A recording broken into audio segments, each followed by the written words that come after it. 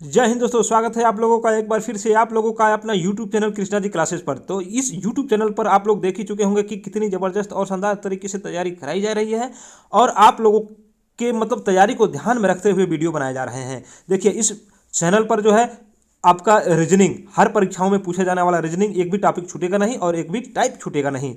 आप किसी भी परीक्षा की तैयारी कर रहे हैं और उसमें रीजनिंग है तो भी इस चैनल से जरूर जुड़िए। और जीके जीएस यानी कि मोस्ट इंपॉर्टेंट टॉपिक यानी कि पार्ट किसी भी प्रतियोगी परीक्षा का जीके जीएस से आपका प्रश्न जो है छूटने नहीं पाएगा। हम लोग इतिहास शुरू कर चुके हैं, इतिहास में भी प्राचीन इतिहास पढ़ रहे हैं। प्राचीन इतिहास में हम लोग पाषाण काल, हड़प्पा सभ्यता, सिंधु सभ्यता, वैदिक काल और जैन धर्म। अब हम लोग बौद्ध धर्म के बारे में पढ़ने जा रहे हैं। अभी तक आप वीडियो नहीं देखे हैं तो प्लेलिस्ट में जाइए, वहाँ से आपको प्राचीन इतिहास का प्लेलिस्ट मिलेगा, वहाँ से आप लोग देख सकते हैं जितने भी पिछले वीडियोज हैं। तो आज हम लोग शुरू करने जा रहे हैं क्या, बौद्ध धर्म के बारे में शुरू करेंगे। बौद्ध धर्म से रिलेटेड जितने भी प्रश्न पूछे जाने की संभावना होती है किसी भी परीक्षा में, हम लोग मोस्ट इंपॉर्टेंट पॉइंट लेकर के चलेंगे। ऐसा नहीं कि एरो गैरो नथु वगैरह किसी भी पॉइंट को हम लोग पढ़ते चलें। देखिए, हम लोग स्मार्ट स्टडी करेंगे। क्या करेंगे? स्मार्ट स्टडी, यानी कि हम ऐसा पढ़ें, उतना ही पढ़ें जितना हमको पढ़ने की ज़रूरत हो। यानी कि घोड़े के जैसे मेहनत करना है, हमको गधा नहीं बनना है, हमको घोड़ा बनना है। घोड़ा क्या करता है? स्मार्ट एंड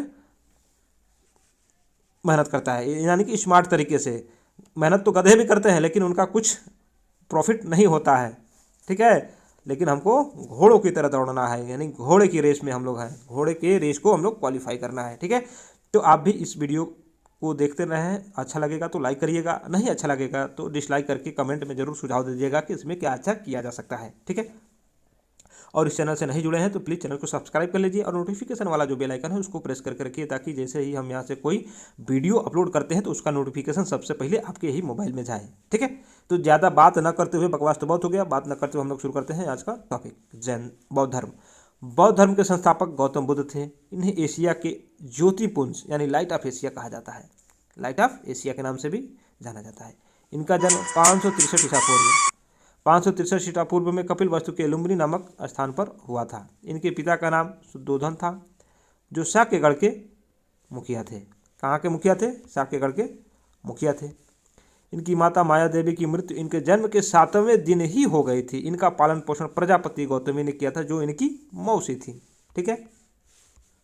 गौतम बुद्ध के बचपन का नाम सिद्धार्थ था। इनका विवाह 16 वर्ष की अवस्था में यशोधरा के साथ हुआ था। इनके पुत्र का नाम राहुल था। जब वे कपिल वस्तु की सैर पर निकले तो उन्होंने बूढ़ा व्यक्ति, बीमार व्यक्ति, शव तथा सन्यासी को देखा, जिनसे उनके मन क्या हो गए? विचलित हो गया। उनका मन विचलित हो गया। वो जा नहीं रहे थे, उनके पिता उनको बाहर नहीं जाने दे रहे थे, लेकिन वो किसी बहाने से गए अपने दास के साथ, ठीक है। सिद्धार्थ ने लोगों के दुखों को दूर करने का निश्चय लेते हुए 29 वर्ष की आयु में गृह त्याग कर दिया, यानी घर छोड़ करके वो निकल गए, जिसे बौद्ध धर्म में महानिष्क्रमण कहा गया। महाभिनिष्क्रमण के नाम से कहा गया। ये प्रश्न पूछेगा कि भगवान जो सिद्धार्थ थे उन जब घर से निकले तो उसको क्या कहा जाता है, यानी बौद्ध धर्म की भाषा में तो कहा कहेंगे महाभिनिष्क्रमण कहा जाता है। 7 वर्ष तक वे ज्ञान की खोज में इधर उधर भटकने के बाद सर्वप्रथम वैशाली के समीप अलार कलाम तथा रुद्रकरामपुत नामक 2 गुरुओं से शिक्षा ली थी। कौन? अलार कलाम तथा रुद्रकरामपुत नामक 2 गुरुओं से शिक्षा ली। अलार कलाम सांख्य संप्रदाय के अनुयायी थे। 6 वर्ष की कठिन तपस्या के पश्चात उनको वैशाख पूर्णिमा की रात, यानी कि निरंजना नदी, जो अभी फाल्गु नदी या पुनपुन नदी के किनारे पीपल के वृक्ष के नीचे उनको ज्ञान की प्राप्ति हुई थी। उन्होंने अपना प्रथम उपदेश सारनाथ में दिया था। ये पूछेगा कि प्रथम उपदेश गौतम बुद्ध ने कहाँ दिया था? कहाँ दिया था? सारनाथ में दिया था, जिसे बौद्ध ग्रंथों में धर्म चक्र प्रवर्तन, और उस काम को क्या कहा गया? धर्म चक्र प्रवर्तन कहा गया। यानी कि प्रथम उपदेश को क्या कहा गया? धर्म चक्र प्रवर्तन कहा गया। महात्मा बुद्ध ने तपस्वी एवं कालिक नामक 2 शूद्रों को बौद्ध धर्म का सर्वप्रथम अनुयायी बनाया। यानी कि ये पूछा जा सकता है कि सर्वप्रथम अनुयायी कौन बने बौद्ध धर्म के? तपस्वी और कालिक, ये जो शूद्र थे जो बौद्ध धर्म के प्रथम अनुयायी बने। बुद्ध ने सर्वाधिक उपदेश श्रावस्ती में दिए। बौद्ध धर्म का सबसे ज़्यादा प्रचार कौशल राज्य में हुआ था। बुद्ध के 5 प्रिय शिष्य अनिरुद्ध, आनंद, उपाली, सारिपुत्र, गौद्रगल्यायन थे। बुद्ध के प्रसिद्ध अनुयायी शासक बिंबिसार, प्रसेनजित तथा उदयन थे। यानी कि प्रसिद्ध शिष्य भी थे, अनुयायी थे और राजा भी थे, शासक भी थे। बुद्ध अपना प्रचार करते हुए मल्लों की राजधानी पावा पहुँचे, जहाँ वे एक लोहार की आम्रवाटिका में ठहरे। उसने बुद्ध को खाने में कुछ दे दिया, जिससे उन्हें रक्तातिसार हो गया और भयानक पीड़ा उत्पन्न हुई। पीड़ा उत्पन्न होने के बाद से फिर वो वहाँ से कुशीनगर पहुँचे। वहाँ 483 ईसा पूर्व में 80 वर्ष की अवस्था में उन्होंने शरीर त्याग दिया। इसे इस बौद्ध ग्रंथ में महापरिनिर्वाण कहा गया। यानी उनकी मृत्यु को क्या कहा गया? महापरिनिर्वाण कहा जाता है। बौद्ध धर्म के त्रिरत्न हैं बुद्ध, धम्म, संघ। बौद्ध भिक्षुओं के निवास स्थान को विहार तथा पूजा स्थल को चैत्य कहा जाता है। ये देखिए, ये जो हम घेर रहे हैं ना, इसको आप लोग याद करके रखिए। निवास जहाँ करते थे उसको विहार कहा जाता था।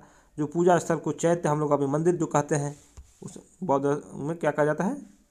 चैत्य कहा जाता है। चतुर्थ बौद्ध संगति के बाद बौद्ध धर्म 2 भागों में, पहला हीनयान तथा महायान में विभाजित हो गया। यानी कि चतुर्थ संगति के बाद महात्मा बुद्ध के ज्ञान प्राप्त को बौद्ध धर्म में संबोधि कहा जाता है। यानी कि ज्ञान प्राप्त करने को बौद्ध धर्म में क्या कहा? संबोधि कहा जाता है। बौद्ध साहित्य के 3 पिटक, सुत्त पिटक, विनय पिटक तथा अभिधम्म पिटक। क्या 3 पिटक हो? क्या? सुत्त पिटक, विनय पिटक तथा अभिधम्म पिटक। अपने प्रिय शिष्य आनंद के आग्रह पर बुद्ध ने वैशाली संघ में स्त्रियों के प्रवेश को अनुमति दी। ये पूछेगा कि स्त्रियों मतलब अपने बौद्ध धर्म में स्त्रियों को शामिल करने के लिए बुद्ध ने किनकी अनुमति से, मतलब किनके कहने से, किनके परामर्श से स्त्रियों को अनुमति दी थी? तो कौन थे उनके प्रिय शिष्य? कौन थे? आनंद के कहने पर। ठीक है। आजीवक संप्रदाय की स्थापना मखली पुत्र गोसाल ने की थी। आजीवक संप्रदाय, ये पूछेगा, प्रश्न पूछेगा कि आजीवक संप्रदाय की स्थापना किसने की? तो मखली पुत्र गोसाल ने की थी। यह संप्रदाय बुद्ध के समकालीन था। बौद्ध धर्म की पवित्र दिशा दक्षिण थी। बौद्ध धर्म का प्रचार पाली भाषा में किया गया था। किस भाषा में? पाली भाषा में किया गया था। बौद्ध ग्रंथों में संस्कृत का प्रयोग अभिधम्म पिटक से प्रारंभ होता है। बौद्ध धर्म के अनुसार इच्छा सब कष्टों का कारण है। यानी कि इच्छा नहीं रहेगी तो हमको कोई कष्ट मिलेगा ही नहीं। यानी कि सारी कष्टों का कारण क्या है? इच्छा। हमारी इच्छा जो है बहुत सारे कष्ट जो है उत्पन्न करती है। निर्वाण, यानी कि निर्वाण बौद्ध धर्म का परम लक्ष्य है, जिसका अर्थ है दीपक का बुझ जाना, अर्थात जीवन मरण चक्र से मुक्त हो जाना। अभी जो हम लोग कहते हैं क्या? मोक्ष की प्राप्ति हो जाना। बुद्ध अनात्मवादी थे, पुनर्जन्म में विश्वास करते थे। कालांतर में महायान संप्रदाय 2 भागों में बट गया। शून्यवाद माध्यमिक और विज्ञानवाद योगाचार में बट गया। शून्यवाद के प्रवर्तक नागार्जुन थे। विज्ञानवाद के प्रवर्तक मैत्रेय नाथ थे। ठीक है, पूछेगा प्रश्न कि शून्यवाद के प्रवर्तक कौन थे? नागार्जुन थे। विज्ञानवाद के प्रवर्तक कौन थे? तो मैत्रेय नाथ थे। अगला है, महात्मा बुद्ध ने सर्वप्रथम उरुवेला में तपस्या की। कहाँ की थी? उरुवेला में। सुत्त पिटक को प्रारंभिक बौद्ध धर्म का इंसाइक्लोपीडिया कहा जाता है। इंसाइक्लोपीडिया कहा जाता है किसको? सुत्त पिटक को। ठीक है। बुद्ध के पूर्व जन्म की कथाएं, जातक कथाएं सुत्त पिटक में वर्णित है। यानी कि जो त्रिपिटक है उसमें सुत्त पिटक में बुद्ध के पूर्व जन्म की कथाएं हैं, जिसको जातक कथाएं के नाम से भी जानते हैं। तिब्बत में बौद्ध धर्म का प्रचार करने वाले बौद्ध भिक्षु पद्म संभव थे। कौन थे? पद्म संभव थे। नालंदा तथा विक्रमशिला विश्वविद्यालय बौद्ध शिक्षा के प्रधान केंद्र थे उस समय। बुद्ध ने मध्यम मार्ग, मध्यम प्रतिपदा का उपदेश दिया। बुद्ध पावा से कुशीनगर चले गए और यहीं पर सुभद्रा को अंतिम उपदेश दिया। सुभद्र को अपना अंतिम उपदेश दिया।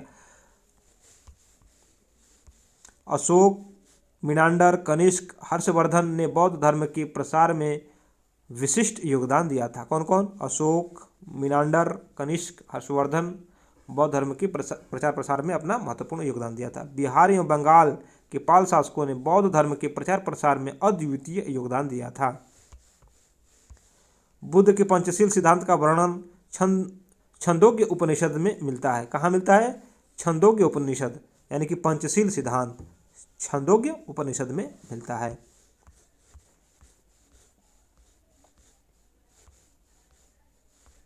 अब देखिए, अब ये बौद्ध संगीति है और समय, स्थान, अध्यक्ष और शासनकाल। सभा, समय, स्थान, अध्यक्ष और शासनकाल। प्रथम बौद्ध संगीति 483 ईसा पूर्व, स्थान राजगृह में, अध्यक्ष महाकश्यप थे, शासनकाल किनका था? अजातशत्रु का शासनकाल था। द्वितीय बौद्ध संगीति 383 ईसा पूर्व में, वैशाली स्थान पर और साबक मीर अध्यक्ष थे और कालाशोक शासक थे। ठीक है। तृतीय बौद्ध संगीति 255 ईसा पूर्व में पाटलिपुत्र में हुआ था, मोगली पुत्र तिश अध्यक्ष थे और अशोक शासक थे। चतुर्थ बौद्ध संगीति प्रथम शताब्दी में हुई थी, कुंडलवन यानी कि कश्मीर में, वसुमित्र इसके अध्यक्ष थे और कनिष्क शासक थे। तो ये तो रहा बौद्ध धर्म से संबंधित प्रश्न जो अक्सर परीक्षा में पूछे जाते हैं, प्रतियोगी परीक्षाओं में पूछे जाते हैं और हम लोग इसको याद नहीं कर पाते हैं। तो आप लोग इस वीडियो को 2-3 बार देख लीजिए, नहीं होता है तो एक छोटा सा नोट्स बनाइए और उसको 2-3 बार पढ़ डालिए। देखिए, रिवीजन करना ही हमारा मेन उद्देश्य होगा, क्योंकि बिना रिवीजन के आप जीके जीएस में अच्छा नहीं कर सकते हैं। तो इसलिए हमारा रिक्वेस्ट है कि इसको नोट्स बनाइए, रिवीजन करिए और पढ़ते रहिए। एक बार लास्ट में फिर से हम कहना चाहेंगे कि वीडियो यदि अच्छा लगा होगा तो प्लीज़ वीडियो को लाइक करिए, थोड़ा सा भी आपको सपोर्टिव लगा होगा तो लाइक कर देंगे और हमारे चैनल को सब्सक्राइब करके नोटिफिकेशन वाला बेल आइकन को प्रेस करके रखेंगे। फिर मिलते हैं अगले वीडियो में। अगले वीडियो में हम लोग शैव धर्म के बारे में पढ़ेंगे। कहाँ से? शैव धर्म के बारे में पढ़ना शुरू करेंगे। ठीक है, फिर मिलते हैं अगले वीडियो में। तब तक जय हिंद।